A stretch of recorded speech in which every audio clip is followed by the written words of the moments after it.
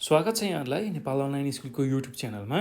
कक्षा 11को सामाजिक अध्ययन तथा जीवनोपयोगी शिक्षा भन्ने जुन विषय छ त्यो विषयमा रहेको इकाइ 10मा पर्ने अर्थतन्त्र र विकास अन्तर्गत रहेको पाठ 4मा पर्ने स्थानीय औपचारिक र अनौपचारिक कारोबारको बारेमा आज हामीले यो भिडियोमा चर्चा गर्न गइरहेको छौँ। र स्थानीय कारोबार भनेको के हो, त्यस्तै औपचारिक कारोबार भनेको के हो र अनौपचारिक कारोबार भनेको के हो भन्ने विषयमा आज हामीले यो भिडियोमा चाहिँ विस्तृत रूपमा बुझ्दैछौँ र यो भिडियोलाई तपाईँहरूले अन्तिमसम्म हेर्नुहोला। र विशेष गरेर चाहिँ यो पाठमा रहेको स्थानीय कारोबार, औपचारिक कारोबार र अनौपचारिक कारोबारको चाहिँ सारांशको रूपमा मैले लिएर आएको छु। र सुरुमा हामी अब स्थानीय कारोबारको बारेमा चर्चा गरौँ। स्थानीय कारोबारको बारेमा चर्चा गरौँ। स्थानीय कारोबारलाई कसरी बुझ्न सकिन्छ भने जस्तै कि हामीले आफ्नो गाउँठाउँमा जुन उत्पादन गऱ्यौँ, जुन कुराहरू खाद्य वस्तुहरू उत्पादन गऱ्यौँ त्यसलाई गाउँमा नै बेचियो, गाउँमा नै चाहिँ त्यसलाई बिक्री गरियो भने त्यसलाई हामी सामान्य अर्थमा बुझ्दाखेरि स्थानीय कारोबार भनेर भन्छौँ। र स्थानीय कारोबार भनेको त्यस्तो खालको कारोबार जसले चाहिँ स्थानीय आवश्यकताहरूलाई पूर्ति गर्दछ भनेर हामीले बुझ्न सक्छौँ है त। स्थानीय आवश्यकतालाई पूर्ति गर्नको लागि चाहिँ गरिने कारोबारलाई हामी स्थानीय कारोबार भनेर भन्छौँ। अझ गहिराइमा यसलाई कसरी व्याख्या गर्न सकिन्छ भने स्थानीय स्तरमा उत्पादन भएका वस्तु तथा सेवा चाहिँ त्यहीँ बिक्री गर्ने जुन कार्य छ त्यसलाई हामी स्थानीय कारोबार भनेर भन्छौँ। स्थानीय कारोबार भनेको स्थानीय स्तरमै उत्पादन भएका जुन वस्तु र सेवाहरू छन् हो त्यसलाई चाहिँ त्यहीँ बिक्री गर्ने जुन कार्य छ, त्यहीँ बेच्ने कार्य छ, त्यसलाई स्थानीय कारोबार भनिन्छ। र यो स्थानीय कारोबारले के गर्छ भन्दाखेरि गर्जो टार्ने काम गर्छ। जुन आवश्यक परेको कुराहरू छ त्यसलाई चाहिँ त्यो गर्जो टार्ने भनेर भन्छौँ। त्यसलाई हामी आवश्यक परेको बेलामा त्यसलाई चाहिँ त्यो समस्यालाई सुल्झाउने हो, त्यो काम गर्छ। र यसमा विशेष गरेर पैसाको प्रयोग भएको हुँदैन, त्यो कुरा नि हामीले बुझ्नुपर्छ। र पैसाको प्रयोग बिना नै हुने जुन कारोबार छ त्यो चाहिँ स्थानीय कारोबार हुन्छ है त। स्थानीय कारोबार अन्तर्गत पर्छ भनेर हामीले त्यो पनि कुरा बुझ्नुपर्छ। किनभने स्थानीय कारोबारमा आफ्नो गर्जो टार्नको लागि स्थानीय व्यक्तिहरूबीच चाहिँ लेनदेन गर्नुपर्छ र कतिपय अवस्थामा आर्थिक कारोबार चाहिँ भएको हुन्छ तर त्यहाँ पैसाको प्रयोग हुँदैन भनेर हामीले बुझ्नुपर्छ। आर्थिक कारोबार त हुन्छ तर त्यहाँ पैसाको चाहिँ प्रयोग हुँदैन भनेर हामीले बुझ्नुपर्छ।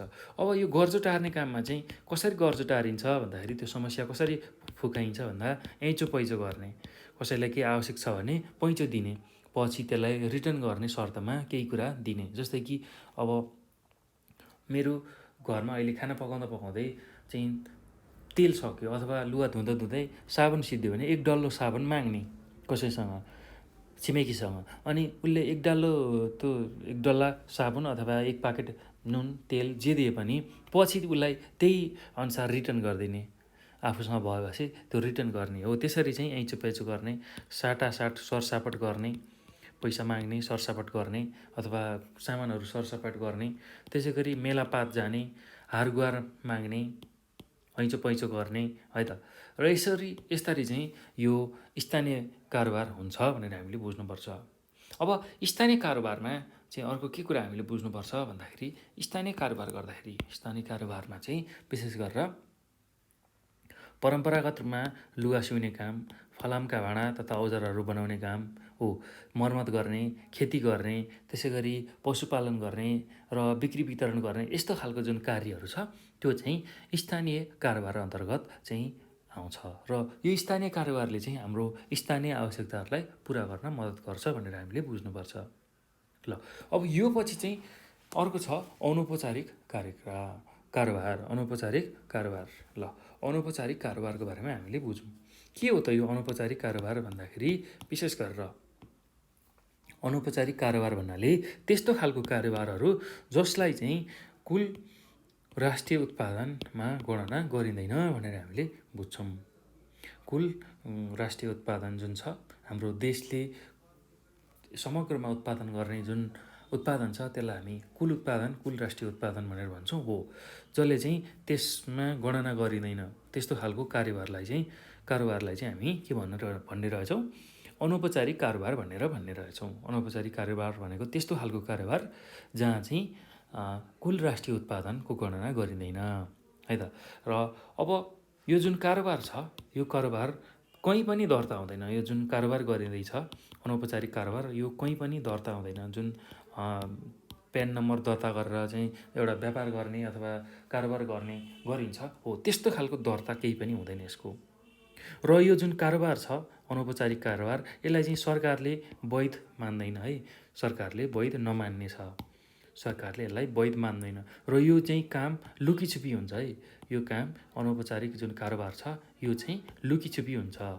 र नेपालको सन्दर्भमा कुरा गर्दाखेरि कसरी चाहिँ यो लुकीछुपी काम हुन्छ भन्दाखेरि, नेपालमा चाहिँ तीनतिर खुल्ला सिमाना रहेको छ हो।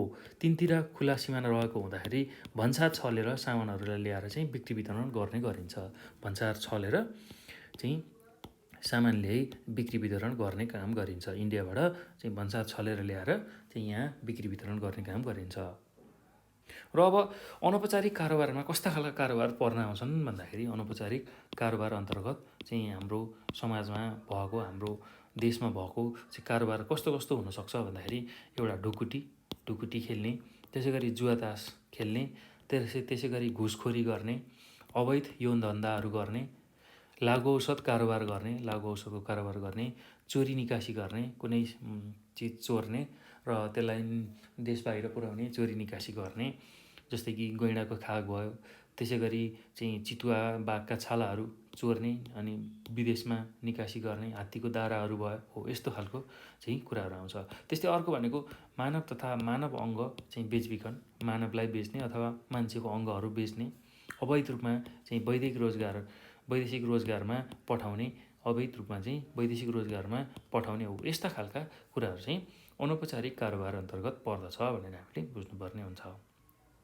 अब अर्को कुरा यसमा हामीले के कुरा बुझ्नुपर्छ भन्दाखेरि, घरमा गरिने कतिपय जुन कामहरू छ वैध हुँदाहुँदै पनि चाहिँ राष्ट्रिय उत्पादनमा त्यो गनिँदैन। त्यो कुरा नि हामीले बुझ्नुपर्छ। जुन घरमा हामीले काम गर्छौँ त्यो वैध छ, तर त्यो वैध भए तापनि त्यसलाई चाहिँ राष्ट्रिय उत्पादनमा हामीले गन्दैनौँ। जस्तै कि व्यक्ति चाहिँ भने व्यस्त रहन्छ त्यति बेला, तर त्यसलाई चाहिँ रोजगारीको गणनामा चाहिँ गरिएको हुँदैन। व्यक्ति व्यस्त हुन्छ र राष्ट्रिय उत्पादनमा पनि त्यो गनिन्न। घरको काम चाहिँ वैध हुन्छ, तर त्यहाँ चाहिँ राष्ट्रिय गणना, जुन राष्ट्रिय उत्पादन छ त्यहाँ चाहिँ गणना गरिँदैन। जस्तै कि अब गृहिणी महिलाहरूको काम, बालबच्चा स्याहार्ने काम, घर धन्दाको काम पनि यो अनौपचारिक क्षेत्रभित्र नै पर्छन् भनेर हामीले बुझ्नुपर्ने हुन्छ हो। यति कुरा चाहिँ हामीले अनौपचारिक कारोबारमा बुझ्नुपर्छ। अब अर्को छ औपचारिक कारोबार। र औपचारिक कारोबार भनेको कस्तो खालको कारोबार हो त, त्यसको बारेमा बुझौँ। औपचारिक कारोबार भन्ने बित्तिकै हामीले के कुरा बुझ्नुपर्छ भन्दाखेरि, त्यस्तो खालको कारोबार जसले चाहिँ कुल राष्ट्रिय उत्पादनमा गणना चाहिँ गर्न मिल्छ, अथवा त्यो कुल राष्ट्रिय उत्पादनमा गणना हुने जति सबै जुन कारोबारहरू छ त्यसलाई हामी औपचारिक चाहिँ कारोबार भनेर भन्छौँ। औपचारिक कारोबार भन्ने बित्तिकै कुल राष्ट्रिय उत्पादनमा गणना हुने खालको, त्यस्तो खालको कारोबारलाई हामी औपचारिक कारोबार भन्छौँ। र देशको कानुन बमोजिम दर्ता भएर सञ्चालित चाहिँ हुन्छन्। यो औपचारिक कारोबार चाहिँ विशेष गरेर देशको कानुन बमोजिम दर्ता भएर चाहिँ भ्याट प्यान सबै चाहिँ लिएर, त्यसको लिएर सुविधा लिएर चाहिँ कानुन बमोजिम दर्ता भएर चाहिँ सञ्चालन भएको कारोबारलाई हामी औपचारिक कारोबार भनेर भन्छौँ। अब यिनीहरूले चाहिँ के गर्छन् भन्दाखेरि, यस्तो खालको कारोबारले चाहिँ कानुन बमोजिम राज्यलाई कर बुझाउने काम गर्छन्। कानुन बमोजिम राज्यलाई कर बुझाउने काम गर्छन्। र अब औपचारिक कारोबार अन्तर्गत के कुराहरू पर्न आउँछ भन्दाखेरि, औपचारिक कारोबार अन्तर्गत विशेष गरेर कृषि, पशुपालन, मत्स्यपालन भनेको माछा पालन, घरेलु तथा सिपमूलक व्यवसाय, त्यसै गरी साना व्यवसाय, खुद्रा पसलहरू, ठुला व्यापार व्यवसाय आदि कुराहरू चाहिँ यो औपचारिक कारोबार अन्तर्गत पर्दछ। र अब यो स्थानीय कारोबार, अनौपचारिक कारोबार र औपचारिक कारोबारको केही भिन्नताहरू रहेको छ हो, त्यो भिन्नताको बारेमा चर्चा गरौँ है त। र स्थानीय कारोबार, अनौपचारिक कारोबार र औपचारिक कारोबारको भिन्नता के रहेको छ त्यही कुरालाई बुझौँ। र सर्वप्रथम चाहिँ स्थानीय कारोबारमा हामीले के कुरा बुझ्नुपर्ने हुन्छ भन्दाखेरि, स्थानीय आवश्यकता पुरा गर्न चाहिँ यसले मद्दत पुर्याउँछ। त्यसै गरी अनौपचारिक कारोबारमा के लेख्न सकिन्छ भन्दाखेरि कहिलेकाहीँ अनौपचारिक कारोबारबाट स्थानीय आवश्यकता पुरा भए तापनि कानुन विपरीत हुने हुनाले जोखिमयुक्त रहेको हुन्छ भनेर हामीले भन्न सक्छौँ। र अर्को भनेको यसले चाहिँ राष्ट्रिय आम्दानीमा यसले वृद्धि गर्छ र कानुन बमोजिम कारोबार हुने भएकाले यसको चाहिँ नकारात्मक प्रभाव कम हुन्छ भनेर हामीले लेख्न सक्छौँ है त। त्यस्तै अर्को भनेको स्थानीय वस्तु तथा सेवाले बजार पाउँछ र त्यसको उपयोग हुन्छ जुन चाहिँ स्थानीय कारोबार अन्तर्गत पर्छ है त। त्यस्तै अर्को भनेको अनौपचारिक कार्यक्रममा चाहिँ अब विशेष गरेर सस्तो वस्तु खरिद गर्न पाइए पनि उपभोक्ताहरू ठगिने सम्भावना उच्च हुन्छ। त्यस्तै औपचारिक कारोबारमा चाहिँ राजस्वमा वृद्धि हुन्छ भनेर हामीले भन्न सक्छौँ है त। त्यस्तै अब स्थानीय कारोबारमा के कुरा बुझ्न सकिन्छ भने राष्ट्रिय उत्पादनमा यसले योगदान दिन्छ, सरल र सस्तो कारोबार हुन्छ भनेर हामीले चाहिँ बुझ्न सक्छौँ है त। र अनौपचारिक कार्यक्रममा चाहिँ राष्ट्रिय आयमा कुनै पनि योगदान दिँदैन, उल्टो औपचारिक कारोबारलाई चाहिँ क्षति पुर्याउँछ भनेर हामीले बुझ्छौँ, किनभने यसमा करहरू छलिने हुँदाखेरि औपचारिक कारोबारलाई यसले क्षति पुर्याउँछ। त्यस्तै औपचारिक कारोबारमा चाहिँ हामीले के कुरा बुझ्छौँ भन्दाखेरि उपभोक्ता वा सरकारवालाहरू ठगिन पाउँदैनन्, यदि ठगिएमा कानुन अनुसारको चाहिँ क्षतिपूर्तिहरू पाउँछन् भनेर हामीले चाहिँ बुझ्छौँ। त्यस्तै अब स्थानीय कारोबारमा हामीले के कुरा बुझ्छौँ भन्दाखेरि घरेलु तथा सिपमूलक व्यवसायलाई चाहिँ यसले प्रोत्साहन दिन्छ र अर्को भनेको औपचारिक कारोबारलाई चाहिँ यसले आधार प्रदान गर्छ भनेर हामीले बुझ्नुपर्ने हुन्छ। त्यस्तै अब अनौपचारिक कारोबारमा चाहिँ हामीले के कुरा बुझ्छौँ भन्दाखेरि समाजमा विकृति, विसङ्गति, हिंसा, द्वन्द्व, शोषण, अन्याय, अत्याचार, ठगी, दुर्व्यसनी जस्ता नकारात्मक कुरालाई यसले प्रोत्साहन गर्ने सम्भावना रहन्छ भनेर हामीले बुझ्न सक्छौँ। त्यस्तै अब औपचारिक कारोबारमा चाहिँ यसले देशको अर्थतन्त्रलाई बलियो बनाउँछ भनेर हामीले बुझ्न सक्छौँ। यति कुराहरू चाहिँ हामीले स्थानीय कारोबार, अनौपचारिक कारोबार र औपचारिक कारोबारमा बुझ्नुपर्ने कुराहरू हुन् है त।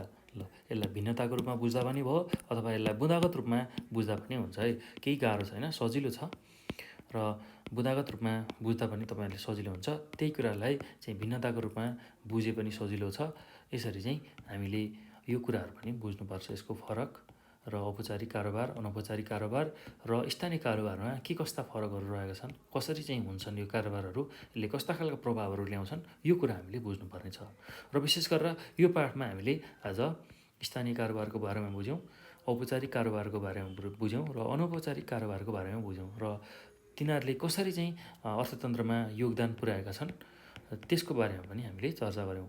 र विशेष गरेर सबैभन्दा भरपर्दो चाहिँ कारोबार भनेको के रहेछ भन्दा औपचारिक कारोबार रहेछ, जसले चाहिँ अर्थतन्त्रलाई माथि उठाउनको लागि चाहिँ सहयोग गर्ने रहेछ भनेर हामीले बुझ्नु पर्यो है त। ल यति कुरा तपाईँहरूले यो पाठमा चाहिँ जान्नुपर्ने कुराहरू हो। ल यति कुरा चाहिँ याद गर्नुहोला, बुझ्नुहोला, जान्नुहोला।